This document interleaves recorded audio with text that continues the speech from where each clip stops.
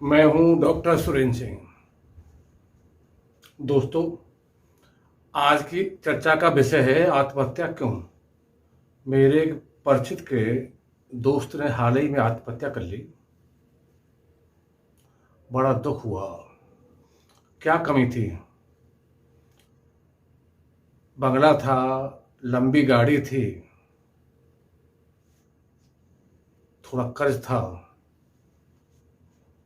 लेकिन सैलरी इतनी अच्छी थी कि कोई फर्क नहीं पड़ रहा था। चैन की बंसी बज रही थी। लेकिन अचानक कोरोना के कारण लगे लॉकडाउन ने उनकी नौकरी छीन ली। बहुत निराश हुए। लोगों ने समझाया, लेकिन एक दिन उन्होंने अपनी गाड़ी चलती नहर में कुदा करके जान दे दी। एक पत्रकार ने एम्स की चौथी मंजिल से कूद के आत्महत्या कर ली। हाल ही में एक सफाई कर्मचारी ने भी जान दे दी। कोरोना के चलते ऐसे हजारों मामले हैं जिन्होंने आत्महत्या कर ली। दोस्तों, आत्महत्याएं केवल भारत में ही नहीं, पूरी दुनिया में होती हैं।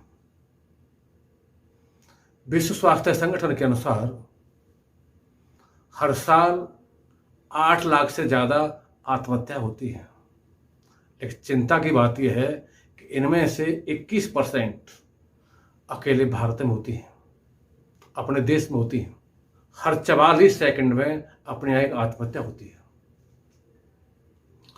राष्ट्रीय अपराध रिकॉर्ड ब्यूरो के एक रिकॉर्ड के अनुसार अपने यहाँ पिछले साल यानी 2019 में 1,39,123 लोगों ने आत्महत्या की। इनमें 43,000 से ज़्यादा किसान और दिहाड़ी मजदूर थे। दिहाड़ी मजदूरों की ये संख्या कुल आत्महत्याओं का 23.4 यानी करीब करीब एक चौथाई है। नौजवान भी आत्महत्या करते हैं। नौजवानों की जितनी मौतें होती हैं उनमें आत्महत्या दूसरा सबसे बड़ा कारण है। युवा महिलाओं की जितने मौत होती हैं उनमें आत्महत्या सबसे बड़ा कारण है। आर्थिक संकट के कारण भी आत्महत्या होती हैं, बल्कि आर्थिक संकट आत्महत्या का बहुत बड़ा कारण है। आत्महत्याएं कोई आज से नहीं, बहुत पहले से की जा रही हैं। आगरा के एक लल्लू लाल थे। 18वीं शताब्दी के उत्तरार्ध का ये मामला है। बेरोजगारी के कारण वो कलकत्ता गए थे कि शायद नौकरी मिल जाए। उन्हें नौकरी नहीं मिली।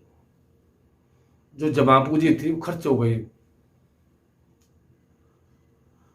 वापस लौटने का भी संकट था। कैसे मुंह दिखाएंगे, यह भी एक समस्या थी। उन्होंने सोचा आत्महत्या कर लेते हैं। रात के अंधेरे में वह एक बड़े से तालाब में आत्महत्या करने के लिए पहुंचे। उसी वक्त एक अंग्रेज महिला ने आत्महत्या के लिए छलांग लगाई। वो चीखी। आत्महत्या का प्रयास करना एक अलग बात है और जान दे देना एक अलग बात। जान बड़ा मुश्किल से निकलती है, लेकिन कई बार ऐसा होता है कि बचने का फिर कोई रास्ता नहीं होता है। खैर, लल्लू लाल ने उस महिला को बचा लिया। महिला ने पूछा कि आप क्यों आए थे। जब उसने बताया, उस महिला के रिश्तेदार कलकत्ता के फोर्ट विलियम कॉलेज के प्रिंसिपल थे। महिला ने सिफारिश करके उनको टीचर बनवा दिया। ये वही लल्लू लाल हैं जो प्रारंभिक गद्य साहित्य के पहले प्रमुख साहित्यकार थे। ये वही लल्लू लाल हैं जिन्होंने प्रारंभिक गद्य साहित्य में ऐतिहासिक कार्य किया। प्रेम सागर और ऐसे ही अनेक रचनाएं हैं जो साहित्य में आज भी अपना स्थान रखती हैं। दोस्तों, यदि लल्लू लाल आत्महत्या कर लेते तो इतने बड़े साहित्यकार बन पाते।